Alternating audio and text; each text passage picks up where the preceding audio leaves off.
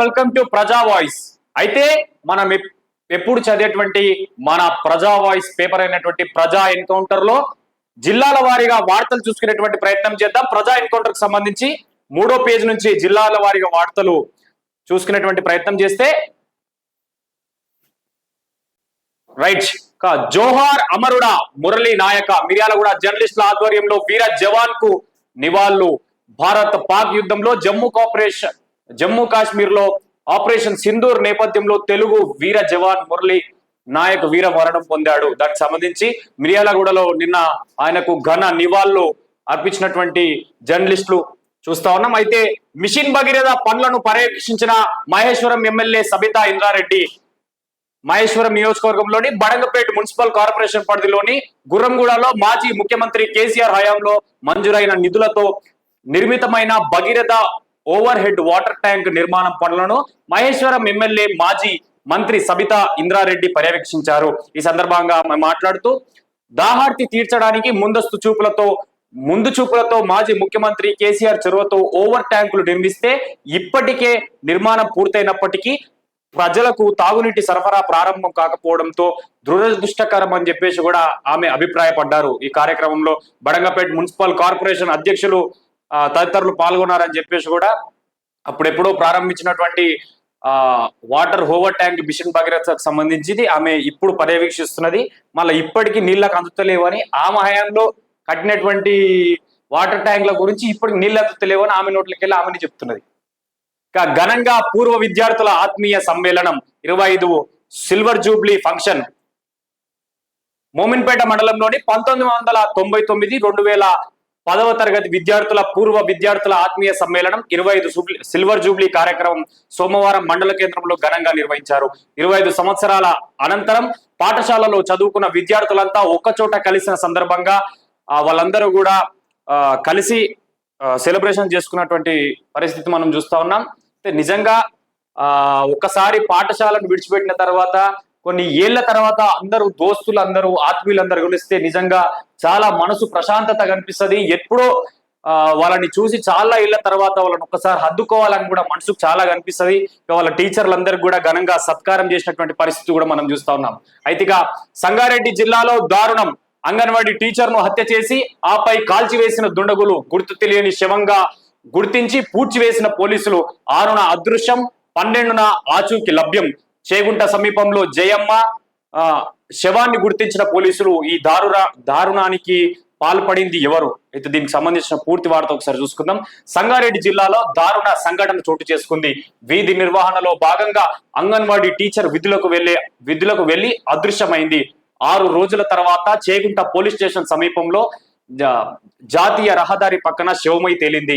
ఆమెను ఎవరో గుర్తు తెలియని వ్యక్తులు అంగన్వాడీ సెంటర్ నుంచి కిడ్నాప్ చేసి ఎక్కడో హత్య చేసి అనుమానం రాకుండా చేగుట్ట మీదుగా తూప్రాన్ వెళ్లే ప్రధాన రహదారి పక్కన శవాన్ని పడివేసి కాల్చివేశారు. ఈ విషయాన్ని గత 3 రోజుల క్రితం చేగుంట పోలీసులు గుర్తు తెలియని శవంగా గుర్తించి పూర్తిగా కాలిపోయి ఉన్న మృతదేహాన్ని ప్లాస్టిక్ కవర్ లో కట్టి 2 రోజుల పాటు ఉంచారు. ఎవరో ఆమెకు సంబంధించిన సమాచారం కానీ గుర్తు పట్టకపోవడంతో చేగుంట పోలీసులు పోస్ట్ మార్టం అక్కడే నిర్వహించి దహన సంస్కారాలు చేశారు.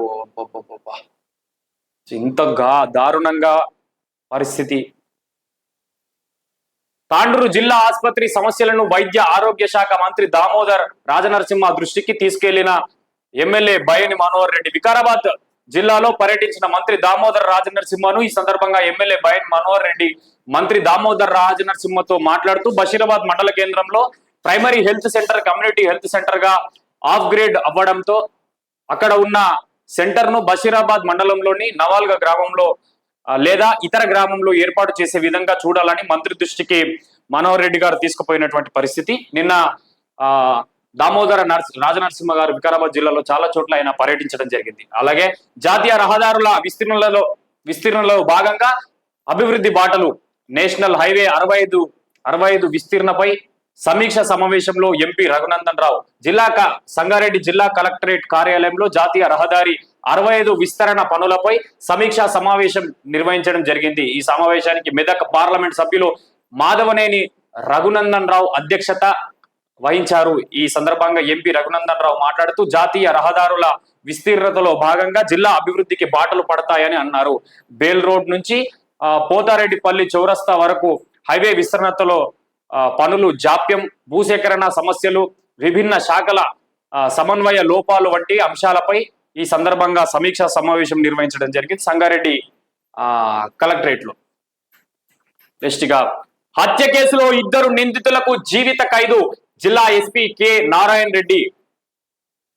గత 10 సంవత్సరాల క్రితం 2015 సంవత్సరంలో యాలాల పోలీస్ స్టేషన్ పరిధిలో నమోదైన హత్య నేరంలో 2 నిందితుల జీవిత ఖైదు మరియు ఒకరికి 1000 రూపాయల జరిమానా విధించడం జరిగిందని చెప్పేసి కూడా ఇప్పుడు 2015కి సంబంధించినటువంటి కేసు ఇప్పుడు వాళ్ళకి ఇద్దరికి జీవిత ఖైదు పడడం జరిగింది. ఇక రైతు జితేందర్ రెడ్డికి కుటుంబానికి ఆదుకుంటాం ఎమ్మెల్సీ ప్రభుత్వ విప్ పట్నం మహేందర్ రెడ్డి. ఇటీవల పెద్దెమ్ముల్లో విద్యుత్ షాక్ సర్క్యూట్ తో చెరుకు తోట దగ్ధమైన ఘటనా స్థలాన్ని సందర్శించిన తెలంగాణ ప్రభుత్వ చీఫ్ విప్ డాక్టర్ పట్నం మహేందర్ రెడ్డి పెద్దెమ్ముల్ మండల కేంద్రం రైతు జితేందర్ రెడ్డికి చెందిన 3.5 ఎకరాల చెరుకు తోట శనివారం సాయంత్రం విద్యుత్ షాక్ గురై పూర్తిగా కాలిపోయింది. దానికి సంబంధించి ఆయన పరామర్శించడం జరిగింది. గాంధీ ఆసుపత్రిలో మంచినీటి శుద్ధి యంత్రాలు రూపాయలు 72 కోట్ల వ్యయంతో ఏర్పాటు ప్రారంభించిన ఆసుపత్రి సూపరింటెండెంట్ డాక్టర్ రాజ్ కుమారి. గాంధీ హాస్పిటల్లో తాగునీటికి సంబంధించినటువంటి. ఇక పంచాయతీ ఎన్నికలు నిర్వహించేది ఎప్పుడు? స్థానిక సంస్థల ఎన్నికల నిర్వహణకు ప్రభుత్వం వెనకడుగు, నిధుల కొరత. ఉమ్మడి మెదక్ జిల్లాలో 1615 జీపీలు, 68 మండల పరిషత్లు, 3 జెడ్పీలు, 10 మున్సిపాలిటీలు ప్రత్యేకాధికారుల పాలనలో అభివృద్ధి జరిగేనా? నిజంగా అయితే ప్రస్తుతం రాష్ట్రంలో గ్రామ పంచాయతీల నుండి జిల్లా పరిషత్లతో పాటు మున్సిపాలిటీల్లో సైతం ప్రత్యేకాధికారుల పాలన కొనసాగుతుంది. ఇప్పుడు మండల పరిషత్, జిల్లా పరిషత్లో ప్రత్యేకాధికారుల పాలన మండల పరిషత్ జెడ్పీల్లో ప్రత్యేకాధికారుల పాలన ప్రారంభోత్సవాలు చేపట్టిన తర్వాత 1 నుంచి గ్రామ పంచాయతీలలో అమలు. ఇప్పటికే గ్రామ పంచాయతీల్లో ప్రత్యేకాధికారుల పాలన కొనసాగుతుంది. మండల పరిషత్లో, జిల్లా పరిషత్లో ప్రత్యేకాధికారుల పాలన ప్రారంభమైంది. మండల జిల్లాల్లో పరిషత్లకు పదవీ కాలం ముగిసింది. దీంతో పల్లె నుంచి మండల పరిషత్, జిల్లా పరిషత్ వరకు ప్రత్యేకాధికారుల పాలనలోకి వెళ్ళింది. స్థానిక సంస్థల్లో కీలకమైన పరిపాలన పగ్గాలు అధికారుల చేతికి వెళ్లిపోయాయి. ఫిబ్రవరి 1 నుంచి గ్రామ పంచాయతీల్లో సర్పంచ్ల పదవి కాలం పూర్తి కావడంతో ప్రత్యేకాధికారుల పాలన కొనసాగుతుంది. గ్రామ పంచాయతీల్లో, గ్రామాల్లో తహసీల్దార్లు, ఎంపీడీఓలు, ఇతర గెజిటెడ్ హోదా కలిగిన అధికారులను నియమించారు. ఫిబ్రవరి 3తో ఎంపీపీలు, జెడ్పీటీసీల పదవి కాలం ముగియడంతో జిల్లా స్థాయి అధికారులకు ప్రత్యేకాధికారులుగా నియమించడంతో వారు బాధ్యతలు చేపట్టారు. జిల్లా పరిషత్కు జిల్లా కలెక్టర్ ప్రత్యేకాధికారులుగా వ్యవహరిస్తా ఉన్నారు. అలాగే ఉమ్మడి మెదక్ జిల్లాలో మొత్తం 1615 గ్రామ పంచాయతీలు ఉన్నాయి. మండల పరిషత్లు 68, సిద్దిపేట, మెదక్, సంగారెడ్డి 3 జిల్లా పరిషత్లు, 10 మున్సిపాలిటీలు ఉన్నాయి. సిద్దిపేట జిల్లాలో 23 మండల పరిషత్లు, 499 గ్రామ పంచాయతీలు, మెదక్ జిల్లాలో 20 మండల పరిషత్లు, 469 గ్రామ పంచాయతీలు, సంగారెడ్డి జిల్లాలో 25 మండల పరిషత్తు, 647 గ్రామ పంచాయతీలు ఉన్నాయి. కాంగ్రెస్ ప్రభుత్వం స్థానిక సంస్థల ఎన్నికల నిర్వహణకు సిద్ధంగా లేకపోవడంతో ప్రత్యేకాధికారులను నియమించింది. తెలంగాణ ఏర్పడిన తర్వాత ప్రత్యేకాధికారుల పాలన ఇదే తొలిసారి అని చెప్పవచ్చు. 2014లో స్థానిక సంస్థలకు ఎన్నికలు జరిగాయి. మళ్ళీ 2019 జూలై 2వసారి మండల పరిషత్లకు ఎన్నికలు జరిగాయి. ఫిబ్రవరి నుంచి గ్రామాల్లో ప్రత్యేకాధికారుల పాలన కొనసాగుతుంది. గ్రామ పంచాయతీలకు ఎన్నికలకు ఇది వరకు నిర్వహించాల్సి ఉండగా ప్రభుత్వం వెనకడుగు వేసింది. ఇప్పుడు మండల, జిల్లా పరిషత్లకు సైతం ఎన్నికల నిర్వహణకు ప్రభుత్వం ఆసక్తి చూపడం లేదు.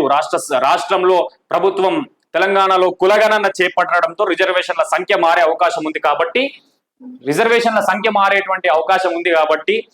తెలంగాణ ప్రభుత్వం ఇటు కాంగ్రెస్ అక్కడ కేంద్రం లేట్ చేస్తూ ఉంది, వీళ్ళు కూడా లేట్ కానిస్తా ఉన్నారు. అయితే ఇటు కులగణనకు సంబంధించినటువంటి సర్వే పూర్తిగా వచ్చినటువంటి తర్వాత ఇటు రిజర్వేషన్ల ప్రక్రియ కొనసాగడం తర్వాత రిజర్వేషన్లు అన్ని అయిపోయిన తర్వాత అప్పుడు ఈ గ్రామ పంచాయతీ ఎన్నికలు, సర్పంచ్ ఎన్నికలు నిర్వహించేటువంటి అవకాశం మేబీ జూలైలో జరిగేటువంటి అవకాశాలు కూడా మనకు కనిపిస్తా ఉన్నాయి. లారీ ఢీకొని వృద్ధుడు మృతి. రోడ్డు ప్రమాదంలో ఓ వృద్ధుడు మృతి చెందిన సంఘటన నల్గొండ జిల్లా మిర్యాలగూడ మండలంలో తుంపాడు గ్రామంలో సోమవారం చోటు చేసుకుంది. లారీ ఢీకొని వృద్ధుడు మృతి చెందాడట.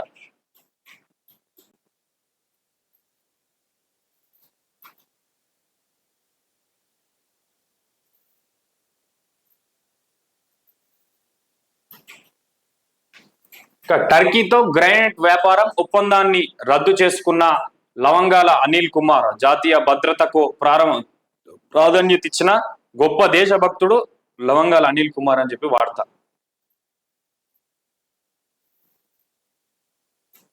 వైద్యాధికారుల సేవా దృక్పథంతో పనిచేసి అన్ని విషయాల్లో ప్రజలకు అందుబాటులో ఉండాలి.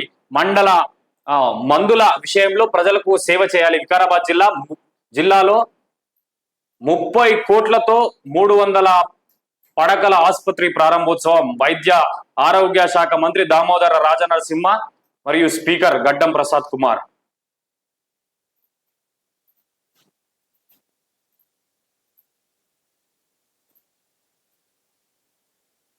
ప్రజా సమస్యలను అధికారులు పరిష్కరించాలి. ప్రజావాణిలో 68 అర్జీలు.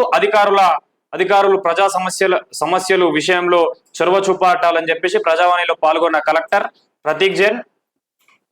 వికారాబాద్కి సంబంధించిన వార్త ఇది. ఇందిరమ్మ ఇళ్లలో జరుగుతున్న అన్యాయం ఆపాలి. సిపిఎం వినోబా నగర్ గ్రామ పంచాయతీ ఎదుట సిపిఎం ఆధ్వర్యంలో ధర్నా. జూలూరుపాడు మండలంలోని వినోబా గ్రామంలో ఇందిరమ్మ ఇళ్ల మంజూరులో కొనసాగుతున్న అవకతవకలపై, రేషన్ కార్డుల మంజూరులో కనిపిస్తున్న అసమర్థతపై ఖండిస్తూ సోమవారం సిపిఎం గ్రామ శాఖ ఆధ్వర్యంలో గ్రామ పంచాయతీ కార్యాలయం ఎదుట తీవ్రంగా నిరసన వ్యక్తం చేశారు. దానికి సంబంధించినటువంటి వార్త. ఆపరేషన్ సింధూర్ విజయవంతం. న్యూఢిల్లీకి సంబంధించిన వార్త.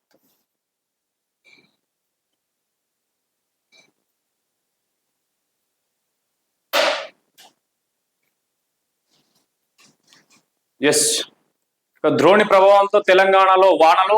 హైదరాబాద్ వాతావరణ శాఖ వెల్లడి. ద్రోణి ప్రభావంతో తెలంగాణలో 4 రోజుల వానలు పడతాయని హైదరాబాద్ వాతావరణ కేంద్రం తెలిపింది. ఉరుములు మెరుపులతో కూడినటువంటి భారీ వర్షాలు కనిపిస్తాయని చెప్పేసి కూడా హెచ్చరించింది. దీంట్లో ఆదిలాబాద్, నిర్మల్, నిజామాబాద్, కొత్తగూడెం, ఖమ్మం, ఆసిఫాబాద్, మర్చిర్యాల, జగిత్యాల, రాజన్న సిరిసిల్ల, కరీంనగర్, పెద్దపల్లి, జయశంకర్ భూపాలపల్లి, ములుగు, సిద్దిపేట, యాదాద్రి, భువనగిరి, రంగారెడ్డి, హైదరాబాద్, మేడ్చల్, మల్కజ్గిరి, వికారాబాద్, సంగారెడ్డి, మెదక్, మహబూబ్ నగర్, నాగర్ కర్నూల్, నారాయణపేట, జోగులాంబ, గద్వాల్ జిల్లాలో గంటకు 40 నుంచి 50 కిలోమీటర్ల వేగంతో గాలులు వీచే అవకాశం ఉందని చెప్పేసి కూడా ఆయా జిల్లాలకు ఎల్లో అలర్ట్ ని జారీ చేసింది మంగళవారం వివిధ కలెక్టరేట్లు.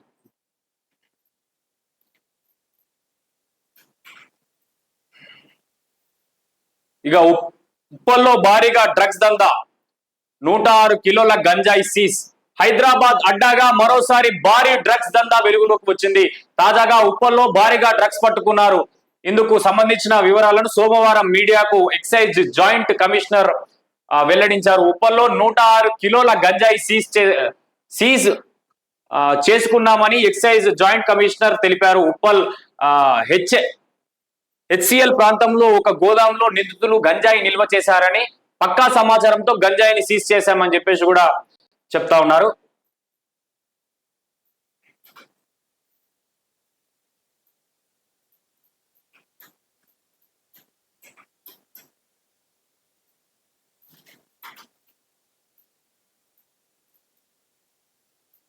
రైట్, ఇవి ప్రజా ఎన్కౌంటర్ కి సంబంధించినటువంటి జిల్లాలకు సంబంధించినటువంటి వార్తలు.